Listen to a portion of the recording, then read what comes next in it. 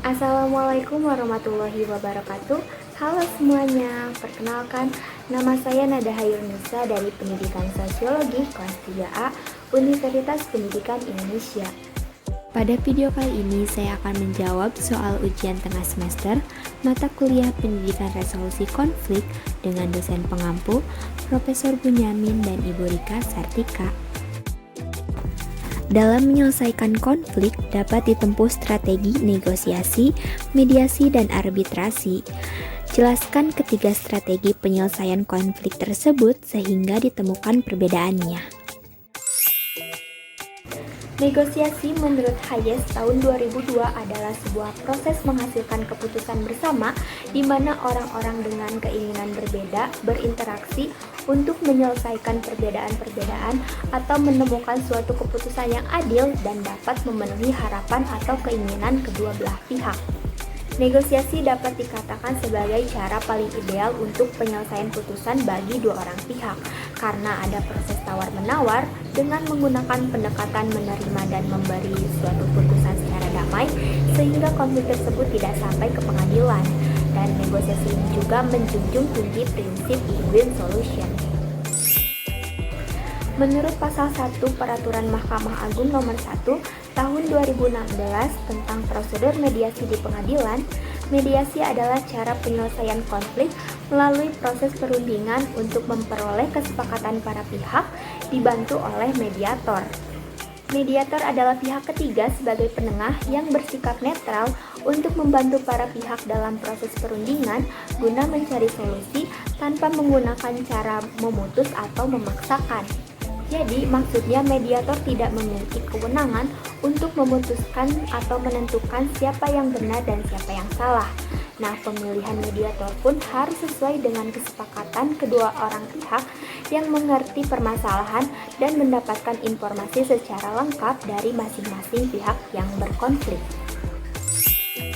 Menurut pasal 1 angka 1 Undang-Undang Nomor 30 Tahun 1999, arbitrase adalah cara penyelesaian sengketa perdata di luar peradilan umum yang didasarkan pada perjanjian arbitrase yang dibuat secara tertulis oleh para pihak yang bersengketa. Arbitrase diawali dengan adanya kontrak kerjasama antara kedua belah pihak. Apabila di antara kedua belah pihak ini tidak menyelesaikan tugasnya sesuai dengan apa yang telah disepakati, pihak yang dirugikan dapat melakukan arbitrase untuk menyelesaikan konflik tersebut. Nah, proses awalnya itu dengan menentukan arbiter oleh kedua belah pihak ataupun ditunjuk oleh pengadilan negeri.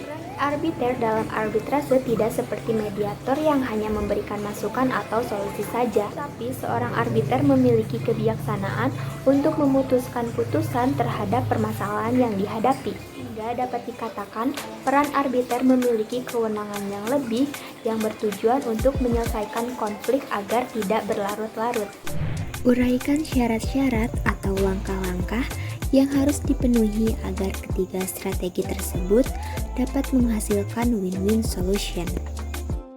Win-win solution itu sendiri adalah situasi di mana kedua belah pihak yang berselisih atau berkonflik sama-sama merasa diuntungkan dalam suatu transaksi atau kesepakatan dan tidak ada pihak yang merasa dikalahkan. Adapun beberapa langkah untuk menghasilkan win-win solution diantaranya: 1. Pilihlah tempat yang cocok agar situasi kondusif dan nyaman sehingga kita fokus terhadap penyelesaian konflik. 2. Pastikan hubungan yang baik antar pihak adalah prioritas. Perlakukan dengan hormat, coba berusaha yang terbaik, bersikap sopan, dan mendiskusikan hal-hal secara konstruktif. Yang ketiga, pisahkan perasaan pribadi terhadap seseorang dari masalah tersebut agar dapat membina hubungan dengan baik ke depan tanpa harus merasa bertentangan di belakang. Langkah yang keempat selanjutnya adalah tahap diskusi. Masing-masing pihak wajib melempar ide, saran, atau yang menjadi masalah utama.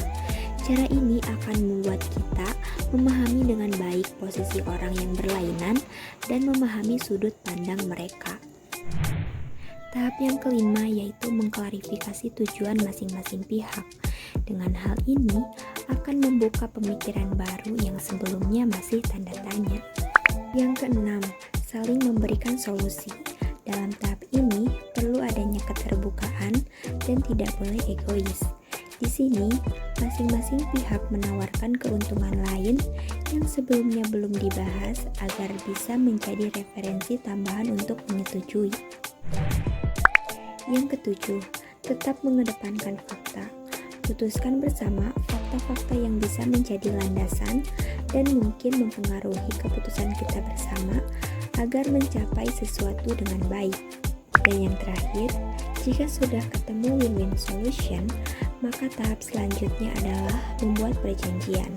Pastikan dalam membuat perjanjian, masing-masing pihak sudah terbuka, menerima, dan sepakat atas semua hasil dan resikonya.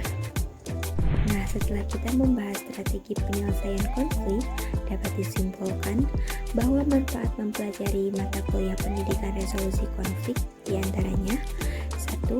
Memberi pengetahuan bagaimana cara atau strategi untuk menyelesaikan konflik secara konstruktif. 2. Membantu kita dalam menyelesaikan konflik yang terjadi pada diri kita sendiri. Yang ketiga, memberi keterampilan untuk membantu masalah orang lain. Mungkin cukup sekian pemaparan dari saya.